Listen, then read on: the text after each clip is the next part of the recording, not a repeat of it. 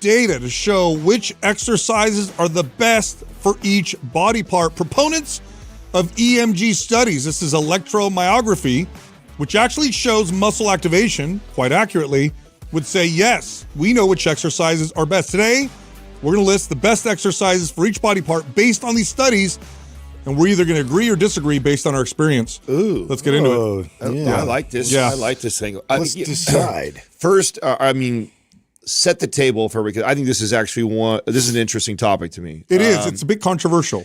It is, because there's a lot of people, especially on the science side, smart, educated people that will want to make the case for this being the end all be all when it comes to what exercises are superior to other, based off of the research that we've seen, based off of EMG, how much activity they can see. And I think most people hearing from these people that are supporting this, because they're typically very intelligent, they're using a study to support their argument, people just fall right for the bias. Problem is, this doesn't tell the full story. That's right. And I think that's the area where hopefully we can step in and share a little more of the nuance, and then maybe with that paired with some of these studies, because I'm not saying that they're worthless. I think it tells us something, but I don't think it nearly tells the full story. Agreed. So these studies measure muscle activation. You can explain this, let's say, as a percentage of maximum voluntary contraction,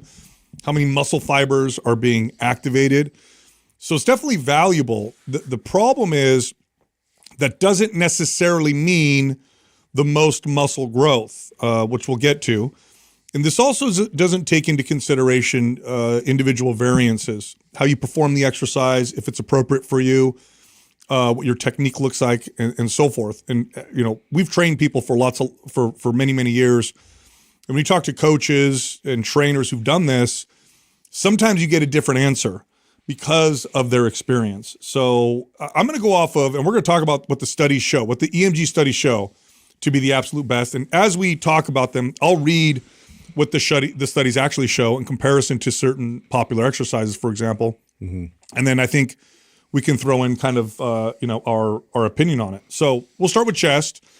Now, chest, the EMG studies show that the dumbbell chest press has the best activation, that it activates the most muscle fibers. In fact, I'll pull up the study here. I'll pull up the study itself, and it shows that you have 100% of pectoralis major activation versus, because what exercise is typically barbell is the barbell bench press. Barbell bench press gets 95%. So 5% better on the EMG study for chest activation than the barbell. Yet you oftentimes hear coaches limited on load refer to the bench press. Yeah. So let's talk about that a little bit, Justin. Yeah, let's talk about that, because as we know, having two dumbbells, we're limited based upon, so let's say even have 100 on each side. When I could have a barbell, I could stack a substantial more amount of weight and be more effective. The thing is, this is going to turn into more of a compound lift. And so I'm going to have a little bit more muscle activation throughout my body as opposed to just an isolated muscle group that I'm testing. Yeah. Metabolic stress and mechanical tension or load also drive muscle growth. So can you lift more total weight with a barbell than you can with dumbbells? Yeah. 100%. I don't know very many guys who could bench press 315 who can also handle 155-pound dumbbells. That's pretty rare. It's pretty rare that it's equal. It typically looks like I can bench press this much, and then it's substantially lower total load when I handle dumbbells, because there's you have to balance them. There's more stability is involved. You have to be able to pick them up and carry them. Put them in position. Yeah. I mean, that's a great point, Adam. Practicality. That's real life, right? Most of the time that you see guys that can do, I got to a place where I was mirroring it. That was a very specific goal for me. I went on a kick for, it was at least a year, maybe even longer, where I was like, can I get my, dumbbells to match my bench press? There's obviously a lot of focus on that. And even when I did get to that, where I was able to do 150 dumbbells, it took it took a guy or two setting him up on my knees and spotting behind me. And it was like such the effort just to try and match 315. And that's not even my max bench press, but just to get to where I was able to work out with those weights and what I could easily do on the barbell by myself was a lot of effort to even be able to do that. And a lot of focus. There's a lot of expended energy just on stabilizing that weight, which you're going to have to account for that. Whereas with a barbell, you can distribute that like pretty effectively. I'm curious as far as like, how they could test more in terms of an overall force output versus just muscle activation recruitment. Now, I do want to. I also, because I hear this is when I look at your list. I peeked ahead, right? I'm seeing what the ones. There's ones on here that I think I would argue, and then there's ones like this. Like, sure, I think. Yeah, you're not going to go wrong if you do the dumbbell chest press. That's my point. No, it's good. It's a good exercise. Like, and you could actually never do a barbell bench press, and I will build you the most epic chest ever doing that, because it is a great. I also like that it's a greater range of motion, and that it actually follows a much more natural path for the individual versus a fixed pathway. That's right, because your hands can come together at the top. That's right. And so I'm a big fan of a dumbbell bench press. I think if all you do is barbell bench press, you are missing out by not dumbbell pressing. So I agree, but I will go back to what you said, Adam, because we have to look at real life. And handling heavy dumbbells, just getting them off the rack, bringing them to the floor, bringing them up on knees, the technique to bring them back is not easy. It's actually not easy. As you start to get real strong, that expends energy. That makes it unwieldy. In fact, oftentimes I avoid the dumbbell chest press, not because the barbell's so much better, but because of that. I got to go grab the 120s. For personal, right? For that's personal, right. Yeah. That being said, I bet you guys are similar to me. I taught dumbbell chest press with clients more than I did barbell bench press. Yeah. Most clients. It was easy for me to hand it to them. Range of motion stability was way more important. Yes. Yeah. Exactly. So that would, and the way I could guide them and help them. That's right. I just it's easy to bail. I would say a dumbbell chest press was more of a staple in my programming than even a barbell bench press. But if I were to look at my own training, barbell bench press, for the reasons that you just brought up, is a go-to. So, but of all the ones on here, this is not the one I would die on the hill of, arguing. And even based on EMG, you're talking about 5% difference. Like that's that probably. Yeah, if you count load, is it going to make a difference? It's not substantial. Probably not. All right. Next, we get to back. Wide grip pull-ups showed some of the best. I would die on this activation. Hill. This is the hill I would die on. Yeah. For the lats. No. Well, let me get to it, right? So 90 to 95% activation for the lats, and high activation for traps and rhomboids, 70 to 80%. Here's the deal. Wide grip pull-ups require a certain amount of stability, mobility, and strength that most people don't have. Yeah. And so ask me how many of my clients I had them do wide grip pull-ups. Rare. Yeah. If they did pull-ups, it was typically a neutral grip, shoulder width. Or it's assisted somehow. That's right. And it also doesn't address what most people need, which is to be able to strengthen that back shoulder position, which most people have an issue with because we work at desks all day long and our shoulders are forward. And personally speaking, I love pull-ups a lot. This makes its rotation in my workout quite often. Yeah. Is it number one? Probably two it's or a great three. Functional exercise. Yeah. Yeah, no, a row or actually a deadlift is going to go and replace here for me. Yeah. I mean, just the barbell row is far more, I think, overall functional. I think that I can load it eventually a lot more than I could the wide grip. It doesn't require the same type of mobility, stability, and even just basic strength, because a lot of people can't even pull themselves up one time on that. Not a bad exercise. No, I love it. And okay, if you're listening to this and you don't do that ever, what a great goal to say, hey, I'm gonna get strong at the wide grip pull up, and I bet if you've never focused on that, you'll see some incredible change. Stronger overall. And I bet great development from that. I think so. I do think, but most people would benefit from getting really good at rows versus a wide grip pull up. Although both are very, very, very beneficial. Yeah. So next is deltoids, dumbbell shoulder press. So dumbbell shoulder press, 85, 90% activation from both the anterior and medial head of the deltoid. That's the front and the side of the delts. Not surprising based off of what was shown for the chest. Yeah. For the same similar reasons. Yep. And it's got better activation than a barbell. It's got a greater range of motion. I would argue it's better for overall shoulder health. You could do this. I think you could totally do this and you'd be okay. But like you said, Adam, same challenges that you would run into with a barbell versus a dumbbell, and just the overall load you could do with a barbell, you will never be able to match. No. Close. Well, and again, another example of, if I look back to all my clientele, I dumbbell shoulder pressed way more than I barbell shoulder press. You know, I had a handful of clients that load was really important, and we needed to have over 200 pounds on the bar in order for them to keep growing. Most of my clients never grew out of dumbbell pressing, and also easier for me to spot, support, coach. Most clients deal with upper cross syndrome. Most clients have those protracted shoulders, don't have good shoulder mobility. So putting anything overhead already, we have like this risk factor, even bracing the lower back. There's a lot of things there that you can kind of work through a lot more effectively with dumbbells. So I would tend to use those a bit more, but then work towards the barbell press. Any added benefit you guys think too, because the shoulder is a floating joint, and so to do a movement that requires more stability, would you? Yeah. Oh yeah. I think if you got really good at dumbbell full range of motion, dumbbell shoulder press versus barbell shoulder press, you're probably gonna have better function in the shoulder joint with the dumbbell than you will with barbell. But a full range of motion barbell shoulder press is awesome too. Oh yeah. It's just the dumbbell. I mean, I can bring it way down here. I can come out to the side. That spiral line, that diagonal sort of movement there, which is healthy and beneficial. That's right. So this one I could get with for sure.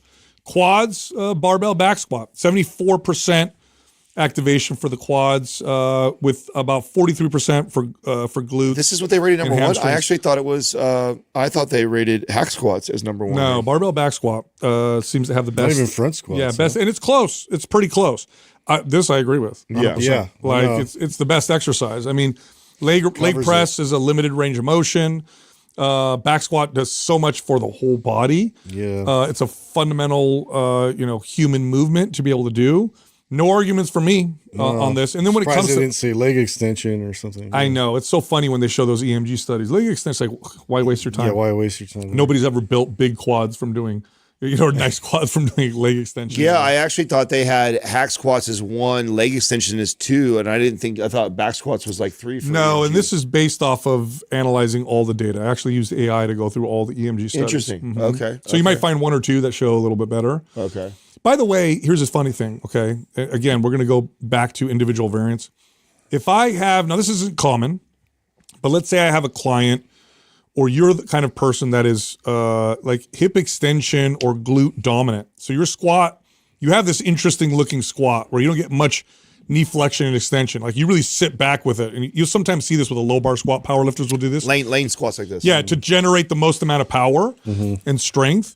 I could see them getting more quad activation from a hack squat or even a leg extension, because the way that they do the squat relies so much on the hips versus more than the quads. I mean, you what you're touching on right now, I love this conversation, because even with all the great studies around the EMG, even with us agreeing and some of this like that, there still becomes an exception to the rule, and a good coach and trainer recognizes that and sees that, okay, I have somebody who has a low bar squat where they slide back into their hips and a lot of the glutes and posterior chain is involved.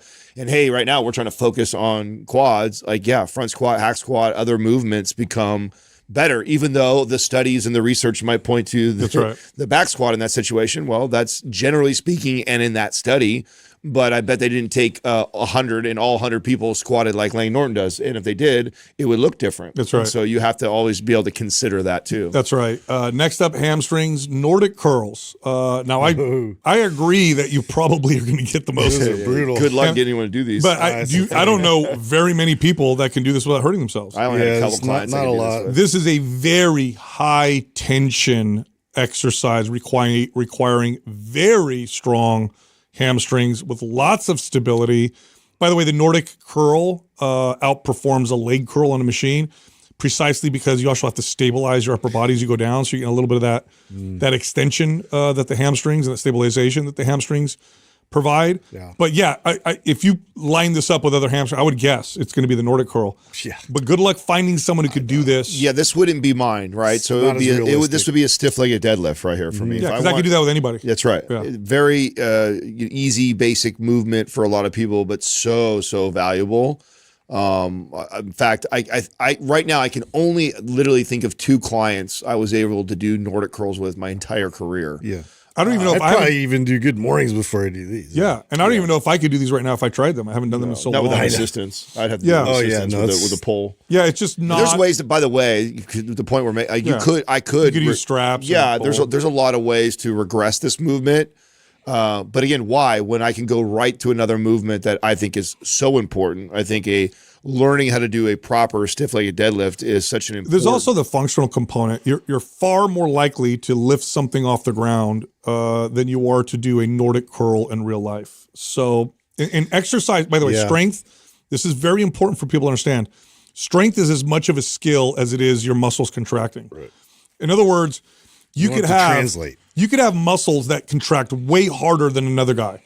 Like we could test your individual muscles and they're bigger and they can generate more force. But that guy practices a particular movement and has a skill right and you don't. And then you go do the movement and suddenly they can lift more than you. Yeah. Why? Because strength is also a skill.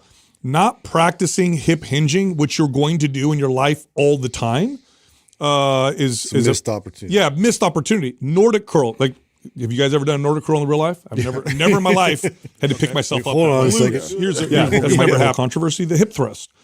Hip thrust, you get 70 to 80% muscle activation of the glutes. Yeah. Compared to 52% that you'll get with, let's say, a squat. Because the argument's always what grows the glutes more, squats or hip thrusts. Now, here's what's funny.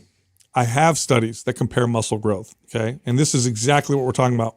When you look at the studies on growth, guess what?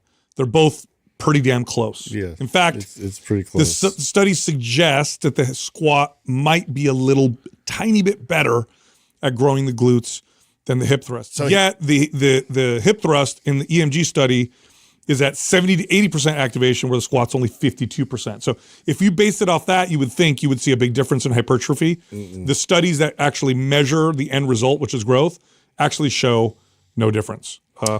And I think the case that you're trying to make here, because I don't think anyone here is trying to make the case that like you don't need hip thrusts or hip thrusts aren't good. It's just that I think that squats, this is another check mark in the category of squats are better for this reason.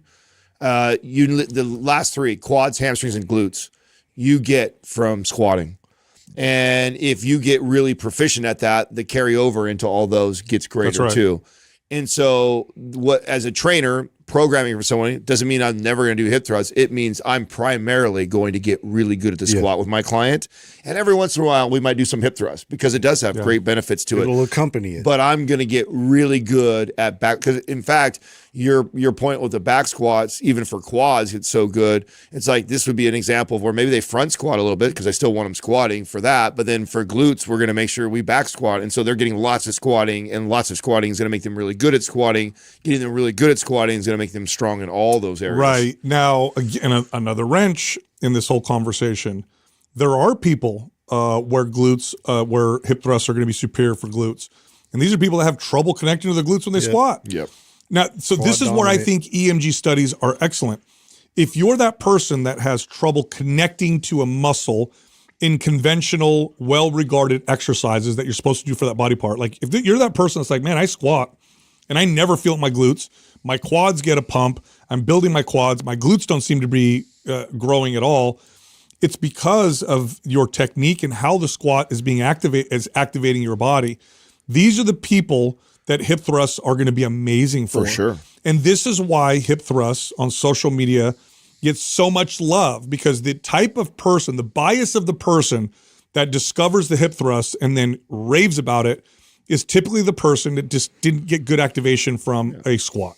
Yeah. And so that person discovers a hip thrust, is like, there's my glutes. Yeah. This is what I couldn't feel before. Which, by the way, causes these people to be, die on that hill. Because that's right. Like, way better than squats. Yeah, I was squatting my whole life and it never built my butt. All of a sudden, I started hip thrusting, and now I've built a butt. So. And again, there's general categories of great exercises. I think they're all good when you look at those general categories that are agreed upon.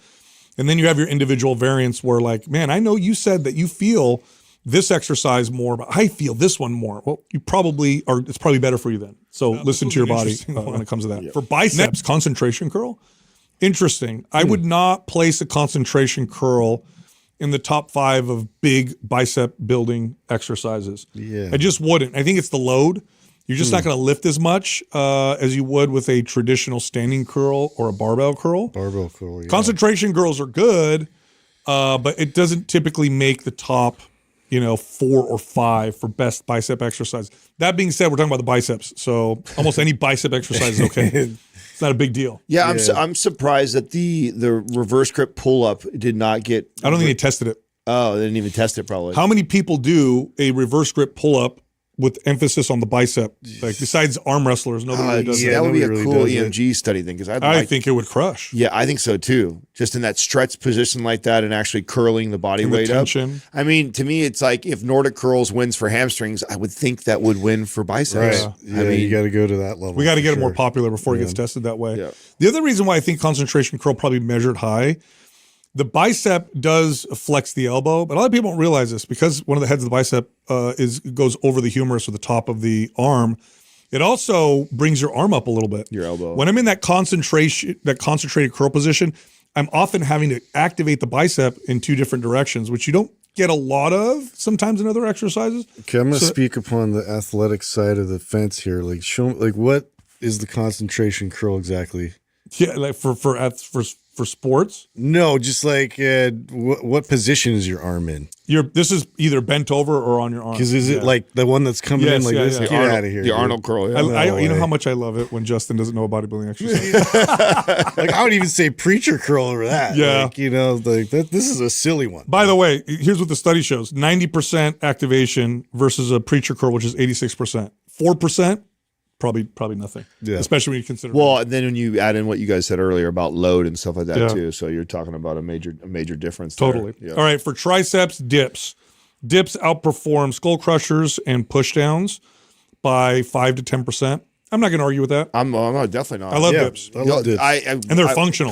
Push downs though, and overextensions wouldn't even come second and third for me. Yeah, close grip push-ups, close grip bench press. That would be my 1 and 2 dips and close grip bench press for building the triceps. I think, or the king of the movements, or king and queen of movements for the tricep for sure. And then for abs, we have hanging leg raises. Not going to argue this. If you can perform, this is the asterisk. Under like perfect form. Yeah, here's the caveat, right? If you can perform hanging leg raises properly, meaning you're hanging either by your hands or by your elbows, and when you bring your legs up, what's bringing your legs up is pelvic tilt. It's not flexing or at the hips. It's actually your pelvis rotating and bringing it up. Then this like it's hard to beat a hanging leg raise. Yeah. That being said, and this is, listen, I still like decline sit-ups. 100% true. I'm going to say this right now, 100% true. I almost never see anybody perform, even guys and girls that are fit and jacked, almost never seen people perform a hanging leg raise very properly. rare. Well, you can do, like Justin said, the decline reverse crunches. Love that. That's one of my favorites. And boy, make that really difficult. And before you even get to this is such a progression to that most people that are doing hanging leg raises have no business doing hanging leg raises yet. They don't need to. There's a better movement for you to learn and get good and strong at. And then if you are somebody who can do decline reverse sit-ups and you can do those with a steep incline and it's easy and you can do high reps, okay, hanging leg raises, let's go. But I never had any clients that got to that level where we needed to do that. No. Like just doing that on the decline and slowing it down and emphasizing curling all the way up and then resisting on the way down. Yeah, good luck. Yeah. Very difficult exercise. But if you could do it like the Nordic curl, like great exercise. Just most people can't do it properly.